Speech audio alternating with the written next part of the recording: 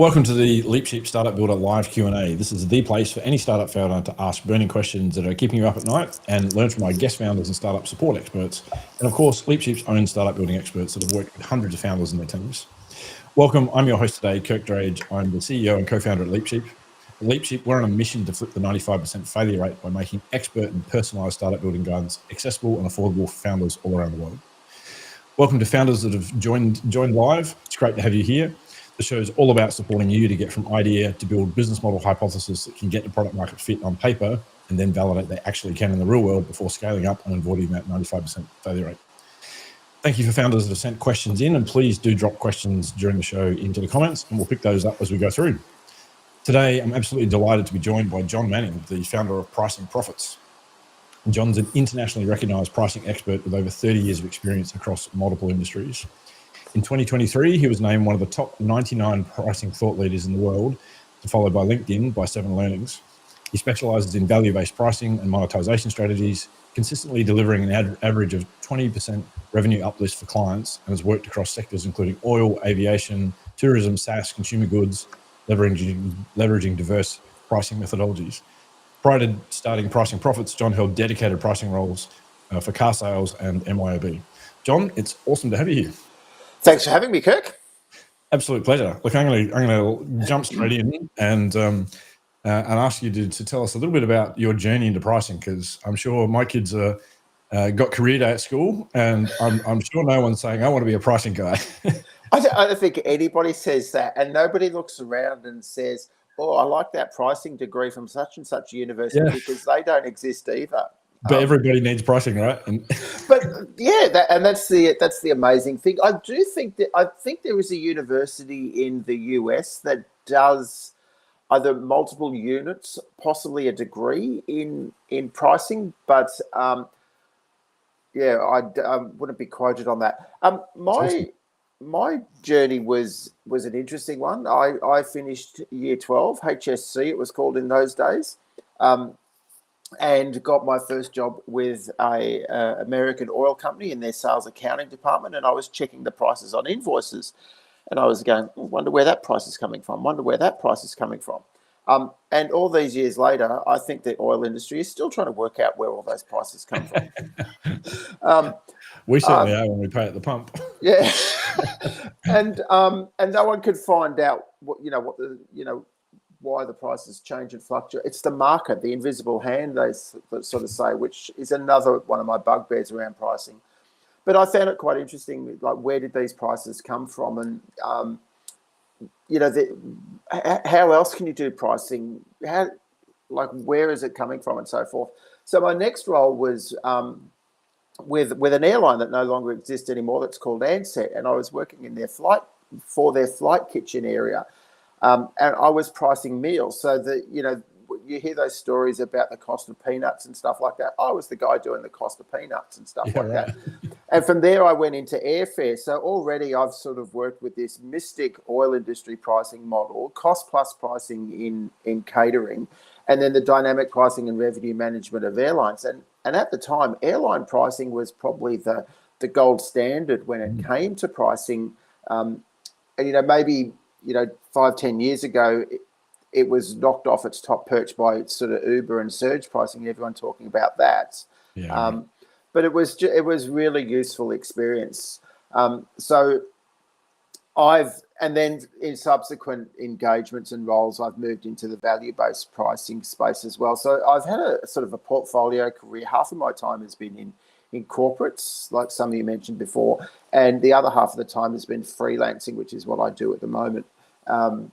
And working across, as you say, everybody's got to price their stuff, so working across different models and different industries.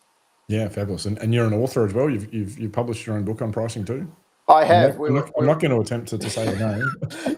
we were talking about that off air. So yes, it was a lockdown project. So I knew, I don't know how I knew about this word, but the longest word in the English language is a word called floxinoxynilification. And if you YouTube it, you can see a former British politician who can not only pronounce it better than I can, but can tell you the Latin derivation of the word, Right. but which means the habit of estimating something as valueless.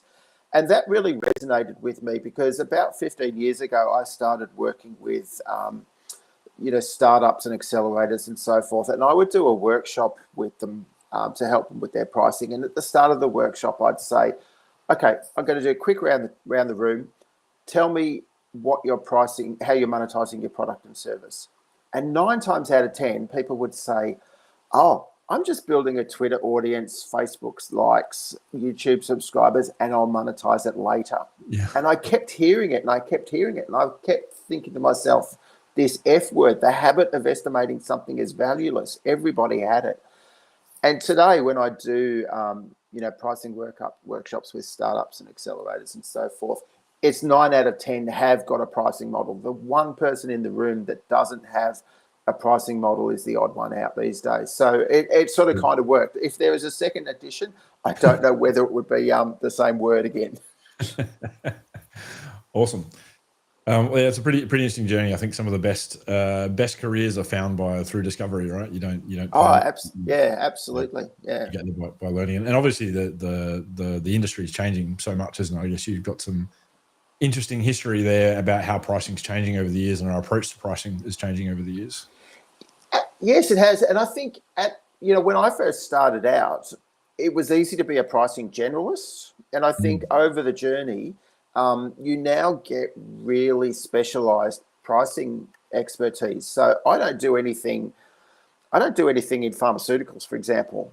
Right. But there are people that specialize in pharmaceutical pricing because it is really complex. And when you think about trying to monetize, the R&D that goes into pharmaceutical products, that R&D cost can be astronomical. Yeah. And to recoup that through the pricing of a drug or whatever the case may be from a customer base that's sick or unwell or is doesn't have long to live, that's a real challenging position to be in, and that's a place that I don't play in. There's better qualified people than me to do that sort of stuff. So yes, it has been a journey like many other industries, I'm sure, from generalists to specialists.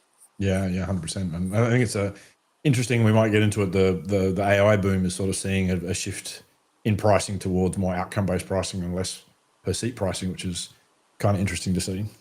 It is, yeah, and it's like we are only 2 years, November 22, that ChatGPT sort of went mainstream, and yes, the outcome-based pricing is one of the models that has emerged, and that type of model has been around for a while. Like lawyers have done outcome-based pricing when they have probably reluctantly ditched their hourly billing.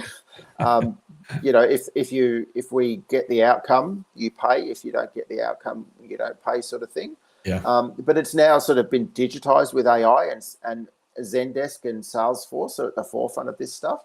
Yeah. But there's other modules, there's other approaches to monetizing AI pricing that are being played with as well. There's another 3 sort of dropping AI into existing functionality and just using it as a lever to increase price, putting it into the enterprise product, or the best in a good, better, best lineup is another approach. Yeah. So there's a couple of different approaches that are sort of dominating the market there. Yeah, it's a fun time, I think, because we've been in that sort of SaaS, the cloud mobile SaaS era for so long, and things had kind of settled down and everyone kind of knew what they were doing, and now everything's sort of thrown up in the air a bit, and we're all trying to figure out what the new normal is. Kind of fun. Yeah, and the other interesting thing about AI is, and I'm sure we'll talk about this at some point in time, I don't believe you should use costs as a basis for pricing because nobody's interested in what your costs are. But when you're using some of the AI tools, then you do have really tangible costs associated with delivering that AI.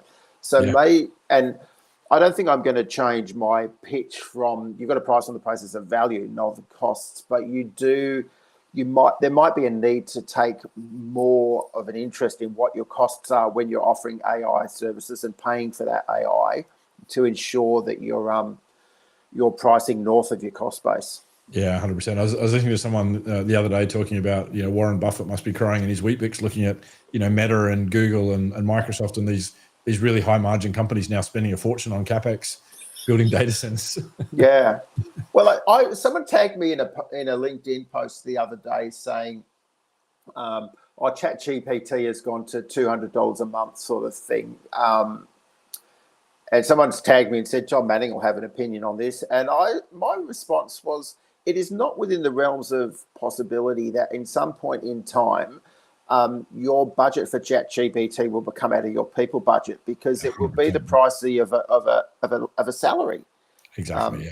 Yeah. I think that's a huge shift, right? Moving those budget line items across, because we're starting to talk about, instead of software as a service, moving to service as software.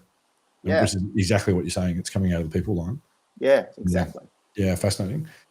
So let's jump into a couple of quick questions, which I think all founders are sort of interested in knowing from what I talk to. What's some of the biggest pricing mistakes that you see early stage founders making with their companies and products? So I think, like we sort of just touched on it there. I think working out what your costs are and then throwing on a margin and crossing your fingers and hoping for your best. As I said, costs are important, but at the end of the day,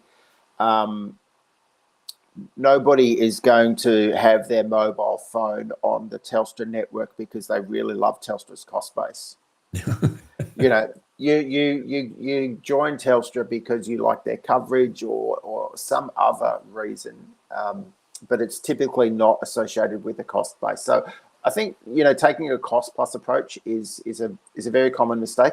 And with the caveat around that conversation we just had around Gen AI, cost-based pricing doesn't work with digital products, because if it did, you would charge your first customer an astronomical amount of money and then you could give it away to the rest of the customers. Yeah, that's right. Yeah. Leaving pricing too late. I have seen years and years ago, I was at a small business award ceremony and one of the judges asked one of the finalists how much their product cost, and they hadn't thought about it. Their jaw dropped and so forth. So think of pricing as a product development question, and that's where it fits in with the work you do, Kirk, with your getting to that MVP. Work on it then. Don't leave it until the last minute and the go to market. Think of it as a product 100%. Development question. Yeah, well, we advocate that people should be doing user research with clients, asking what they will pay to have the problem solved. Yeah. You even reveal what your product is. Yeah. That way customers can't get judgy about whether they like your product or not. Yeah. It's more about how big is their problem and how much they're willing to pay to get it solved. Yeah. Other common mistakes, confusing budgeting with pricing. That's particularly in professional services, where people think to themselves, okay, I've got 52 weeks in the year. I want 4 weeks holiday, so that's 48 weeks. I want to earn this salary. Therefore, I need to charge this rate per day, per week, and so forth. That's a budgeting exercise. It's got nothing to do with value and pricing.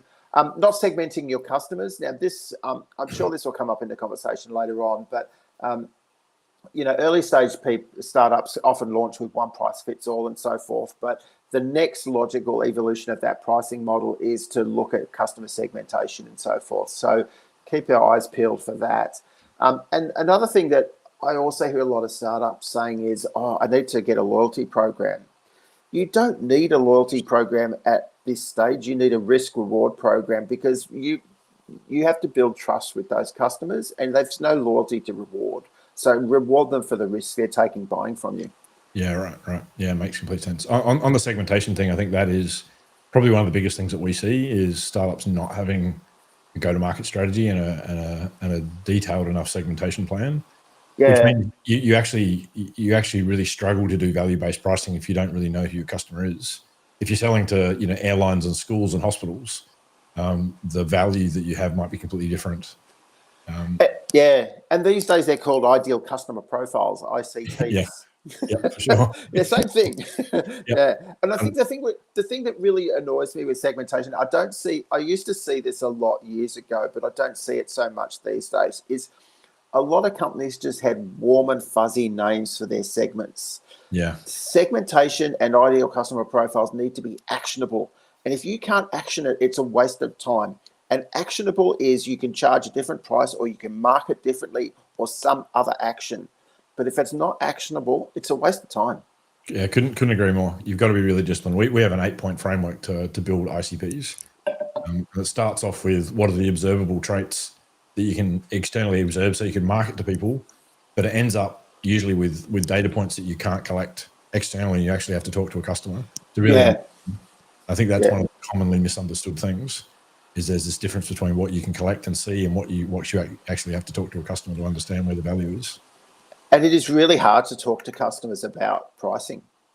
Yeah. I do it all the time, so I've done it for quite a while, but the natural response from people when you start talking about pricing is, I need to lowball my answers here because that way I'll pay less. Yeah.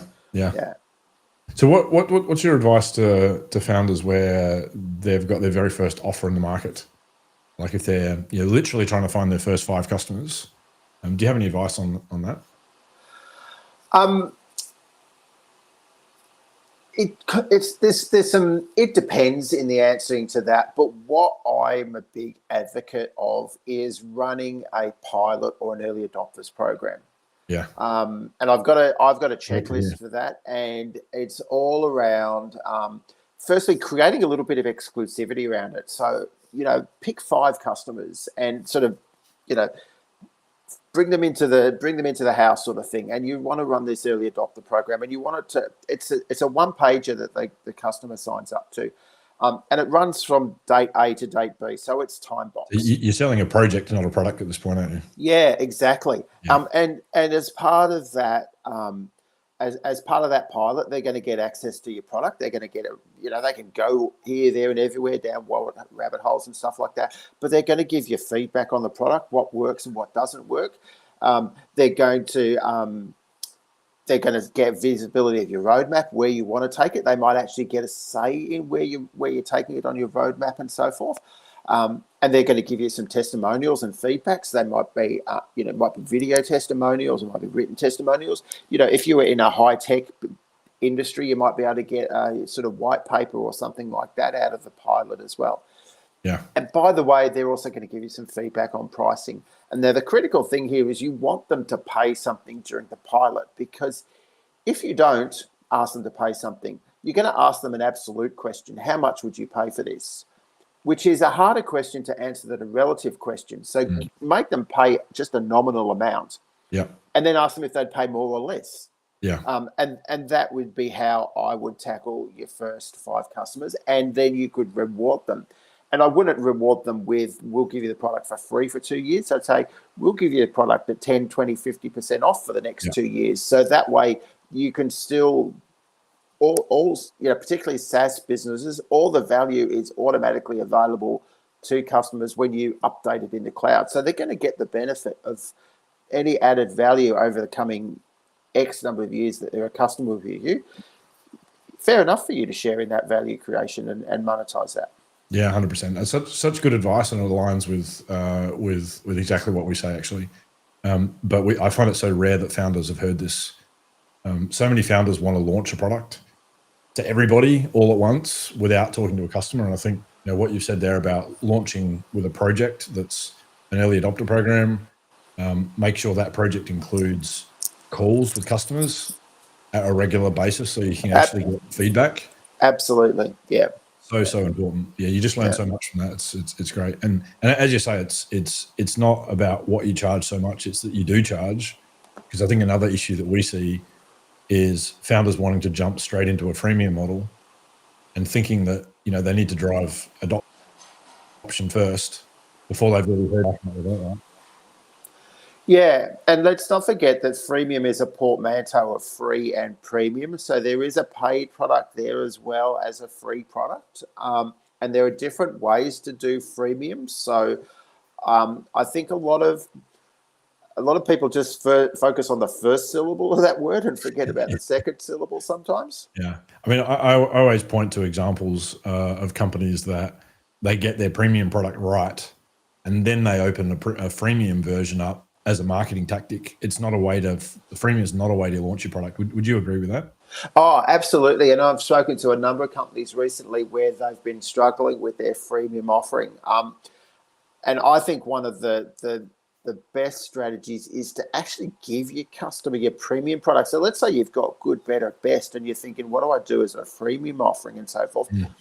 Give the customers the premium product for a while, because when you take it away from them, say at the end of a trial or something, that's when they go, wow, that was a really good product. I need to subscribe to that. Whereas if you just give them the good product, they might just walk, yeah, that was interesting. Let's see who else has got something I can trial and so forth. Yeah, that's a good time to bring up a bit of a chart here to talk about, what you're doing at different stages.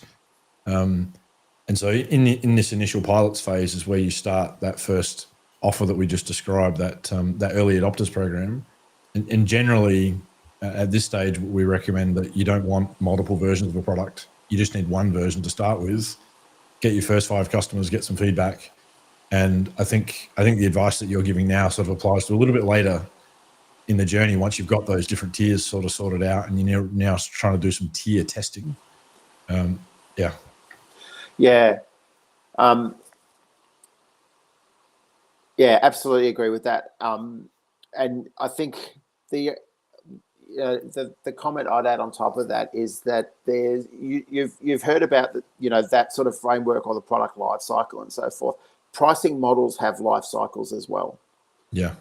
And that launch one price fits all product offering and price point, it won't serve you indefinitely. There will come a point in time when you will need to, go to good, better, best, or usage-based pricing, or the other pricing models that SaaS companies are available for. But it's been going on for years. Like if you next time you jump on a plane and you're looking out the window and you're looking at the engines, the airlines don't buy those engines anymore. They used to buy them. They were really expensive capital outlays. They're now on power by the hour contracts. They're a subscription product.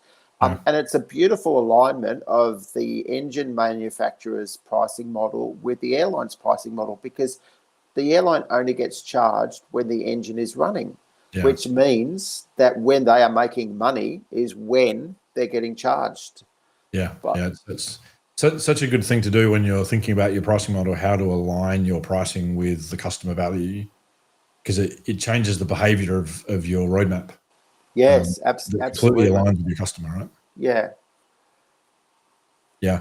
So that's probably a good segue into how do you, and we've talked a little bit about this, but how do you define value-based pricing? In the B2B world, it's really simple for me. In B2B, it is how you can increase your customers' revenue, reduce their costs, or minimize their risk. They are the 3 sources of economic value that anyone can provide to a customer in a business-to-business context. Now, some people often say to me, oh, what about time saving?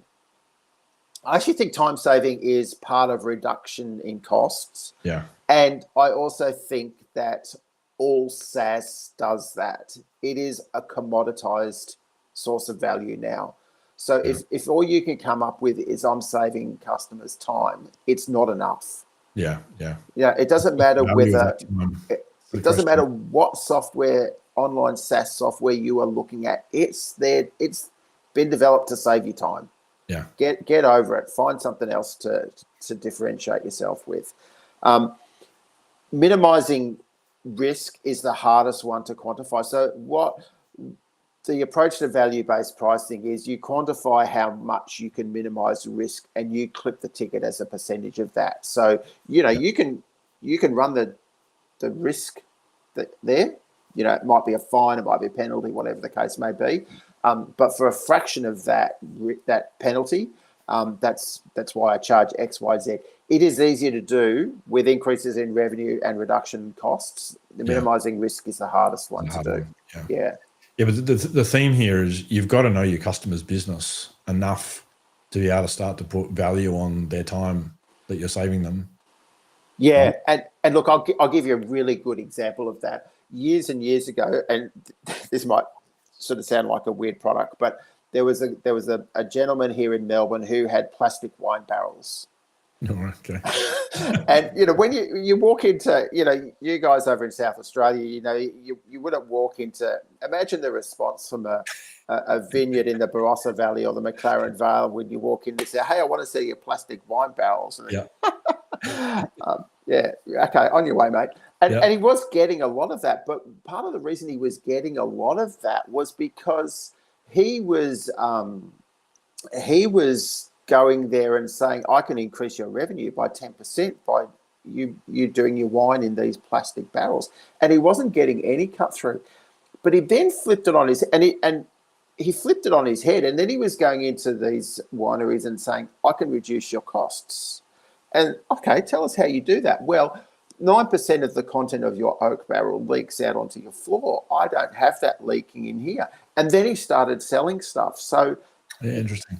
yeah, so and the business is not around anymore, and that's for other reasons and so forth. But purely from pivoting his focus and his source of value from increasing revenue to reducing costs, helped him move product. Change the value proposition. Yeah. Yeah. So you do, and you do have to get that from the customers because value is subjective. Yeah, 100%. Yeah. Yeah, and it's about spending more time, which is why, as we said earlier, those early adopter programs, where you structurally set those programs up to spend more time with your customer to understand what are those value drivers for the customer. Yeah. Without that knowledge, it's really difficult. You're flying blind. Yeah. Oh, exactly. And I guess we've sort of covered some of this too, but it's a common thing that I hear startups is like, how do I price my product when I've got no data? Yeah. I've got some opinions on that, but I'd love to hear what your view is. Yeah, so I sort of talked about pilots a bit prematurely there because that's exactly how I'd tackle that particular challenge with data. And I'm a big user of data. I love data-driven decision making rather than gut feel. So that is where I would actually start with that. But I think there's other things you can do as well, like where this is really challenging is where SaaS companies have API calls, and where do you put and they're often priced in brackets. So probably the most the bracketing people might most be familiar with is the ATO tax brackets for your income tax and so forth. Somehow you're magically meant to be able to work out where the salary is from for those API calls and then how much to charge and so forth. And that's really difficult from the early days. So try and get that data rolling in from your early adopter program or your pilot. You can conduct research. There might be non-competitive companies that you could talk to and ask them about how they struck their tiers. Even overseas peers who are, perhaps not in the Australian market, but have a similar product in an overseas market. And you can also de-risk it for customers as well. And I think this popped up in a couple of the other questions that were submitted ahead of the call. De-risking is a really good strategy for a lot of early stage startups where it might be you only pay if we hit a certain threshold. So, it might be something like 10,000 API calls. So you get data up to 10,000 and that's when your pricing kicks in as part of that pilot. Yeah. So that might be... Yeah. That sort of be how I tackle that challenge. Yeah, that's great. I was going to add one of the things that we recommend to founders is that they go and do their user research, and as part of that process, one of the artifacts that they should build is a business process map, which is looking at what's the customer business process that you're enabling or helping, and then can you start to put some value or cost associated with that on that business process map. And typically for a lot of situations that founders are building products for, customers don't have that business process map for their own business, and they don't have those costs. And so just going in and talking to a company about that is a real value add. because you're helping them think through their own business. Because you've talked to other customers like them, you end up knowing their business process often better than they know it themselves, and you can add some real value. And then we sort of lean on, I don't know whether it was Peter Thiel's advice that's like, you should be looking for an order of magnitude. If you're gonna build a SaaS model, look for an order of magnitude, more value than what you're charging. So if you can deliver $10,000 worth of value in a year, charge $1,000 a year as a recurring fee. Is that absolutely, over deliver on the value, and then just charge a fraction of that. And I spoke about those three sources of economic value before: increasing revenue, reduce costs, and minimize risk. It wasn't until last summer, and I sort of sat down at the end of the year and read a couple of books over the summer and so forth, and one was a pricing book, unsurprisingly. And it was the first time I'd ever actually seen quantification of there's some research done that quantified what you can charge a percentage of increasing revenue, reducing costs, and minimizing risk. In fact, there was no quantification of what you could charge for minimizing risk because it wasn't included in the research. But when it came to increasing revenue, the average was about 10%. So if you can increase, customers' revenue, generally you can get about 10% on average on that. For reducing costs, it's 20%, which is really interesting in itself, right? Because customers, recognize, look, that's my revenue. I'll share a little bit of that with you, but I'll share a little bit more with you if you can help me reduce costs. Yeah, that's interesting. It's good to see that research sort of jiving with lived experience. Let's cut to some other questions that have come in. So this is one about a founder that's intending to launch globally. How do I learn how to approach multi-country pricing for launching my global product? This is a B2B SaaS founder. How do I learn about multi-country pricing? So I do, and I can't name it, but I do believe that there is believe it or not, a SaaS tool that will automatically put up multi-currency pricing based on your home market pricing for you. So, some widget or whatever. So if someone comes onto your pricing page, assuming you're doing product-led growth and that sort of sales motion, and it will flip your prices from AUDs to euros or US dollars and so forth. That can be one way. But the challenge there is sometimes those markets, can command a higher price or need to command a lower price and so forth. Years and years ago, I was working in London with a company which was expanding across Europe, and this was before the euro. So all of a sudden, we were going out of GBP into markets that today have the euro, but in those days had the franc, the Deutsche Mark, and so on and so forth. And we had a very small price point, so we would benchmark that off the price of the country's morning newspaper and a cappuccino. So in France, for example, it was a dynamically priced chain of internet cafes, and you purchased credit, and the minimum credit purchase was always roughly the price of a cappuccino or the morning newspaper, because that would give you a result where the price in Spain was cheaper than the price in Germany, because at that time, newspapers would so that's another way you can do it. What I would say is I wouldn't try and bore the ocean and have every currency covered. Americans will happily buy American dollars. Canadians will buy in US dollars. Australians will buy in US dollars, but Americans aren't a big rat for buying a product in Australian dollars. So understand things like that. The companies that I have worked with generally go Australian dollars, which covers New Zealand as well. The Kiwis are okay with that. The US dollars, pretty much the Americas will purchase in US dollars. The euros, the GBP for the UK, and the Japanese yen is also an interesting one. Like a lot of Asia will buy US dollars, but the Japanese, it's if you've got an opportunity in Japan, I think the currency question actually naturally evolves into a localization and a Japanese language question as well. Yeah, for sure. And this whole question of globalization, I think, also comes back to segmentation, doesn't it?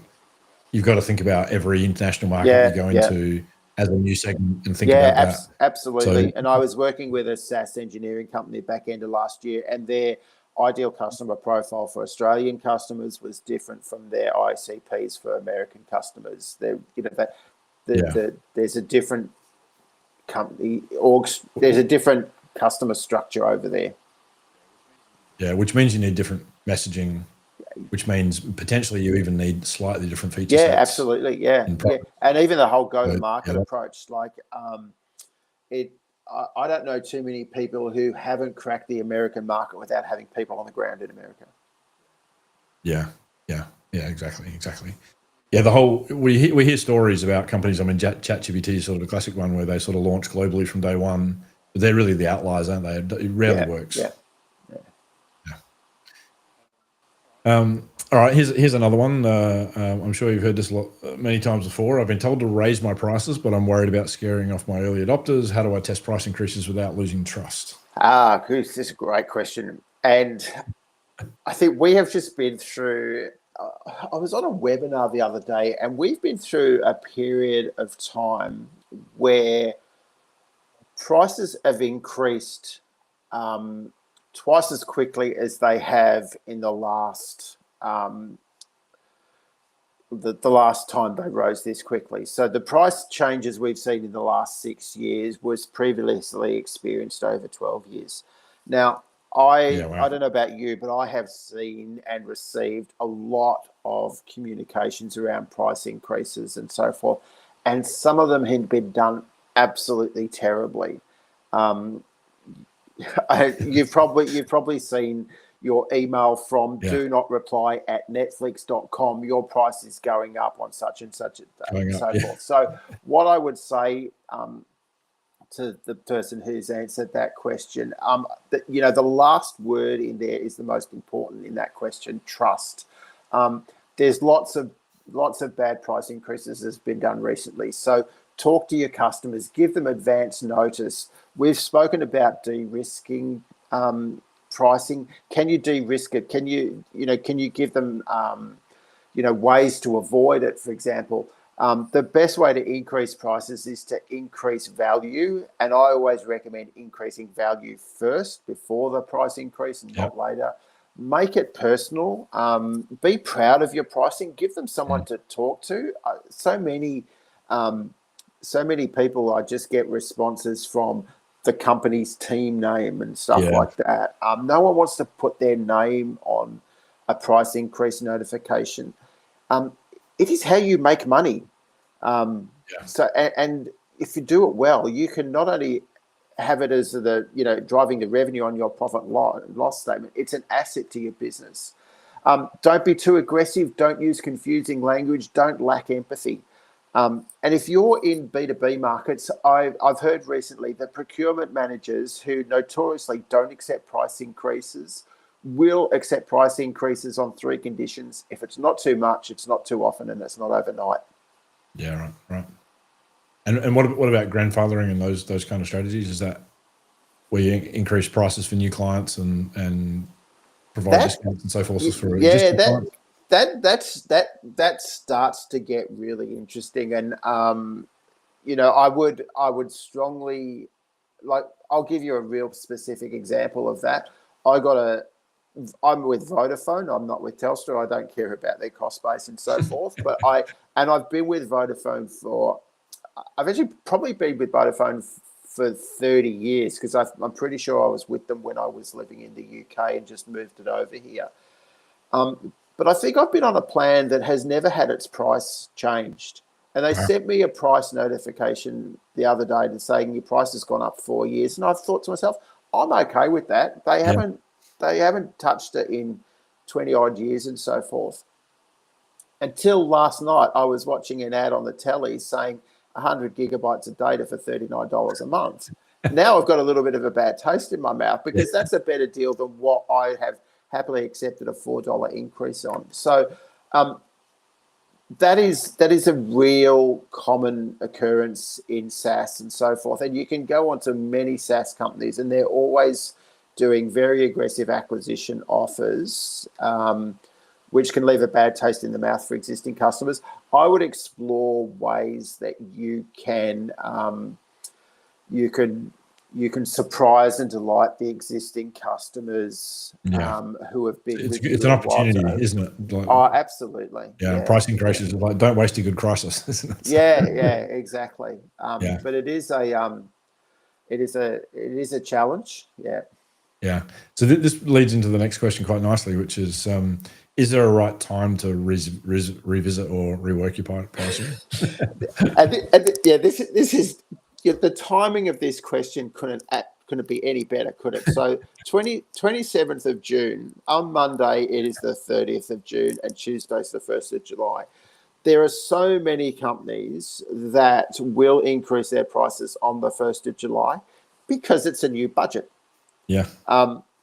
Now, if that was the right time, and I have no problem with that, and I think at a minimum you should be looking at an annual review of your prices. But I think you only have to walk down an aisle in Coles and Woolworths to see they don't do pricing once a year. Otherwise, all those yellow tags on the shelves would be there on Tuesday, and they'd go away sometimes shortly after that. There are much better reasons to review your pricing than the calendar changing from the 30th of June to the 1st of July. And that could be, competitive. You think of Woolies and Coles and so forth, there might be a competitive response. One company does one thing and the other company responds. So there's a better reason than the calendar changing. The climate extremities that we experience in Australia and its impact on food, that drives price changes. We hear those floods in northern New South Wales recently, there's going to be knock-on effects on food prices from that. So there are much better reasons to change prices than the calendar changing from one day to another. My recommendation is to think of pricing as a process rather than a project. And those people that do pricing, for once a year, are the guys that are thinking of it as a project, and they throw someone on it, they get their work done by the 1st of July. Yeah. But let me just add something to that. Particularly in B2B markets, this provides a great opportunity for the listeners to go into those B2B customers and say, would you like a hand with your budgeting? And I can tell you, so this is what you need to put in your budget for our services and so forth, which is a very different question to pitching, the product and so forth. Do you want a hand with your budget? Yeah, fascinating. It's a great way to spend time with the customer too. Oh, absolutely. Yeah. That's magical. And that it's not easy to execute on if you don't have those relationships. And I think this is, one of the things that we advocate for strongly is strong relationships with customers, particularly when you're early in your journey. I mean, you might have an aspiration to have a fairly hands-off product-led growth strategy, but you really do have to spend time with your customers if you want to solve some of these problems around value and pricing. Yes, absolutely. And the timing of that is critical. So, if not all Australian businesses, but a lot of Australian businesses have your July to June financial year. Yeah. The Japanese have a different financial year. Yeah. And the Americans and the Brits have a different financial year. So one of those ICP questions or customer segmentation questions should be, what is your financial year? Yeah. Because what that means is you don't want to go and talk to your customer about their budgeting now. You need to be there pre that budgeting exercise, which may mean that you actually need to work out your prices sort of October, November, December quarter, so you can have a conversation with them in the January to March quarter.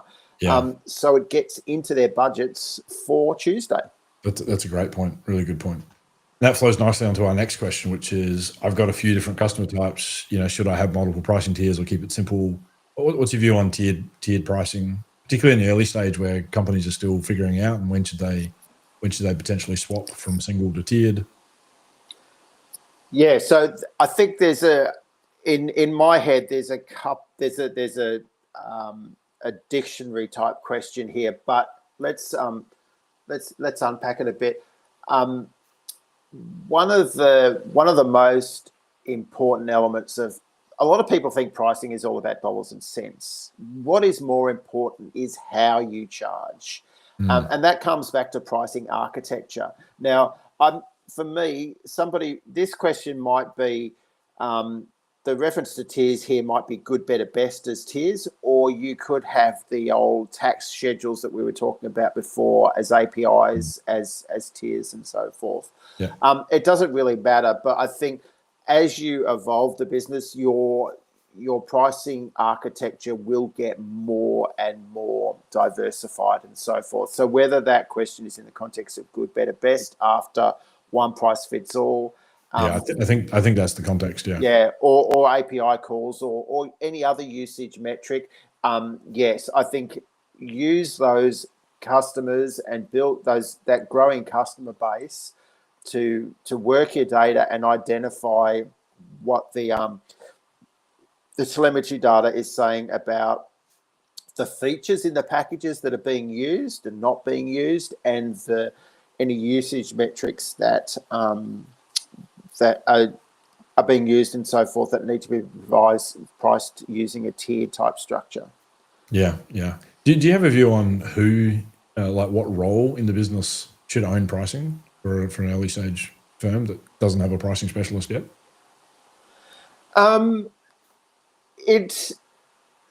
I guess at the really earlier stage, it starts off with owners and so forth of the businesses, and then as businesses grow and they put on headcounts, you don't see dedicated resources put on it until you're getting into sort of 7-8 digit ARR numbers and so forth. Yeah. So when you get to that size, you've sort of got options around, does it fit with product? Quite possibly. And I haven't seen stats recently, but I did years ago see that 10% of a product manager's time was spent on pricing. So there has been a home with that. I'm reluctant to recommend salespeople. It's sort of like giving matches to the the kindergarten kids. Yeah. So I think, and CFOs can commonly tackle pricing purely from a cost perspective. So it really depends, there's a number of options. Yeah, it sounds like you've got a fairly open mind to where it lives. I mean, I'm fairly opinionated that I think the product manager is the right role to put it in, because, as you say, if you should be. You mentioned that pricing is really a process that you go through. Yeah. And the same is true with segmentation in my mind. Is the product manager should be constantly looking at their segmentation, their ICP, and pricing is then a natural flow on from changes in that segmentation. Yeah. And having that discipline, and I think one of the challenges we've got in Australia is our product management depth is still very much maturing. It's a big difference, I think, between the American market, where we see startups, and the Australian market. It's gotten a lot better in the last 10 years, but product management is something that's still not a discipline that's understood well enough, particularly in the early stages. And that's a really interesting comment, because I haven't changed a view I've had a long time, which is, if you look at pricing as a corporate function around the world, it's a bit like the product life cycle. So Australia is in the infant stage, Europe is in the growth stage, and America's in the mature stage. It sounds like pricing is, from what you've just said, is a little bit behind the product manager, but it's on the same curve. Yeah, 100%. And it's an easy win for founders too, because, like you say, you only have to spend a little bit of time looking at what the US is doing, and you can leap ahead so quickly. There's so much good information out there. Another one's coming in is, we're in a crowded category and pricing feels like a race to the bottom. How do we differentiate on value and not on cost? Okay. I'm going to tell you about the beer on the beach experiment. So Richard Thaler is commonly known as the godfather of behavioral economics. He's at the University of Chicago, and if you've ever watched the movie The Big Short, which is one of my favorite movies, he is the person who is explaining credit default swaps to Selena Gomez at the roulette table. So he's done this cameo in there. But in the 80s, he did this thing called the beer on the beach experiment. And he asked a whole bunch of students, you're sitting on the beach on a hot day, and I've decided I'm going to go and get 2 ice cold beers from the 5-star hotel at that end of the beach. And he asked the students how much they were willing to pay. And on average, the response was about $2.65 in 1980 something dollars. Yeah. And then he turned around and said, okay, I've changed my mind. I know I can get exactly the same beer at exactly the same temperature at the rundown grocery store at the other end of the beach. How much are you prepared to pay? And the average from the students was $1.50. Now, traditional economic theory says it is the same product, same temperature. There's no difference in it whatsoever. The willingness to pay should be identical. Yeah. Behavioral economics says, no, there is a difference. And the difference is the context, the 5-star hotel versus the rundown grocery store. So for the person that asked that question about how do you differentiate yourself in a crowded category, I would ask them, do you want to be a 5-star hotel or do you want to be a rundown grocery store? Because it sounds to me like if he's asking that, she's asking that question, there's a lot of people running rundown grocery stores. If all your customers care about his price, it's because you haven't given them anything else to care about. Yeah. Now, if you want a really practical example of this, many years ago, Dow Chemicals was in exactly the same space. Now, they offer hundreds and thousands of different chemicals and so forth, and you can buy in different sizes. You can buy pallets, you can buy truckloads and stuff like that. And they were under competitive threat from, low-cost chemical providers and so forth. And they set up a different company called Xameter, Xiameter, and they offered only about 900 chemicals, only in certain sizes, pre-order, book online, stuff like that, delivered on the day and so forth. And that enabled them to fight the low-cost competitors with that particular business. It's a bit like Qantas and Jetstar. You never see Qantas and Jetstar having a price war. Having a price war. The other guys you never see having a price war. You never see a Big Mac in a price war with a Whopper. And the reason for that is, and here's another really good idea for this person, don't just segment your customers, segment your products. Burger King have the Whopper in a segment of products where they do not fight price wars. They will not drop their price on Whoppers, no matter what Big Macs do. So there's a couple of ideas for that question. Yeah, fascinating. And I mean, a lot of what we talked about today is it gets down to knowing your customer better. The more you know your customer and what they find is valuable and how to position yourself, and that sort of opens up the whole discussion on positioning and how do you position your product. I love the story from I think April Dunford's book on this. It's like if you're selling a brand muffin, and someone opens a shop across the street and is selling a paleo snack, which is exactly the same thing actually. It's just positioned differently in different markets, and you can price it differently. There's another great example of that. I don't have it here, and I can't tell you the amount, but Rory Sutherland's book Alchemy. Mm-hmm. In it, he has quantified the price differentiation of Atlantic salmon over salmon. Just putting an adjective in front of a word can command a higher price. And Atlantic salmon is higher priced than salmon. Yeah, that's phenomenal. And what's your view on branding? Because I think that's a very interesting topic today. Because I see it changing massively. And it's been going on for a couple of years now, but the trend is really becoming mainstream. Where I think we're moving away from leading with your sort of logo and your brand, and getting more to founder-led personal branding to really bootstrap the company and build trust. We talked about trust earlier and how important that is. It's much easier to build trust in an individual than it is in a logo in the very, very early days. Have you got any thoughts on that? I don't. I totally agree with that, and I think it's probably, I think there's this old adage that you're always dealing with a person, despite the existence of customers and so forth. At the end of the day, people do business with people. Yeah. And I think it's just recognition of that, whereas previously, maybe certain marketers were trying to, sort of deviate from that a little bit. But no, I totally agree with what you say. And I think, people do business with people. Yeah, it all comes back to whether you're B2B or B2C. It's all H to H. It's all human to human, isn't it? Exactly. Yeah. Yes. Good thing to remember. Yeah. John, it's been an absolute pleasure. We've covered so much content. It's just great to get your years of wisdom and experience in this space. Time flies, doesn't it? 55 minutes. There you go. It really does. It's been a pleasure. If people want to contact you, I've got a couple of QR codes there. One is to book a 30-minute pro bono discovery call with you, and the other one is to follow you on LinkedIn.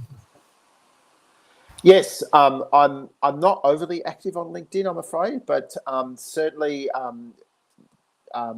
pricingprofits.com. That's profits with a PHETS, not profits, the financial one. It's a play on words. And yeah, if you connect with me on LinkedIn, just mention you've been on the call, and I will happily accept the invitation. But I do make a 30-minute chat available to anyone who wants to have a chat about their pricing. So feel free to reach out. Fabulous. It's been so valuable. I think it's been great to hear a lot of your experience, and there's a lot of things that we obviously align very closely on, which is always good to hear in the startup space. So in terms of if anyone is looking for support from LeapSheep, of course, if founders are looking for more clarity, we have a fabulous offer called our Startup Builder Strategy Session. And that's designed to help give you an expert situational audit, a crystal clear framework for startup success. A lot of what we've been talking about today is part of that framework, provide you with a gap analysis and a 6 months personalized plan. If that sounds like something you would like to relieve the frustration of wanting to go faster with less resources and less risk, you can sign up for that using that QR code. Or if you don't feel ready for a strategy session and you want to chat, just like John, we've got a free chat. Always happy to chat with founders. I chat with 20 to 30 founders a week. And I just love hearing what's working and what's not working, and share insights that we've got with founders. Next session, which is I think on the 11th of July, we're pleased to have David Hausler from Innercode joining us. If you're building something new, especially in software or tech, David's definitely someone you're going to want to hear from. He'll walk you through how to get money back through the R&D tax incentive and how to make your startup more appealing to investors with the ESIC program. It's been an absolute pleasure again, John. I hope you have a great weekend.